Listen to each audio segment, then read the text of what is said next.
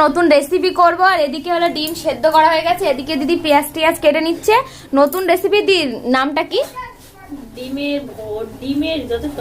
ডিমের কি একটা কিন্তু জানি না, পরে তোমাদেরকে বলছি। আর চলো কন্টিনিউ দেখতে থাকো ভিডিওটা। ডিমগুলো আমাদের সব সিদ্ধ করা হয়েছে, আর আমরা 6 জন মানুষ, ওই জন্য আমাদের 6টা ডিম আজকে ট্রাই করছি। তো নেক্সট টাইম যদি ভালো হয় তাহলে আবার ট্রাই করবো, তখন একটু বেশি বেশি করে খাবো। আজকে একটু একটা দেখো, আমাদের এখন মাখানো পুরো কমপ্লিট। আর কাদের কাদের লোভ লাগছে অবশ্যই কিন্তু কমেন্ট করে জানিও। দেখো এবার এর মধ্যে একে একে ওই মাখানো ডিম, মানে সিদ্ধ ডিমের মধ্যে মাখানো এটা দিয়ে দিচ্ছি। তো বন্ধুরা দেখো, এখন তোমাদের দাদাভাই খেয়ে বলবে কেমন হয়েছে। তো চলো খাও, বেশি করে নাও।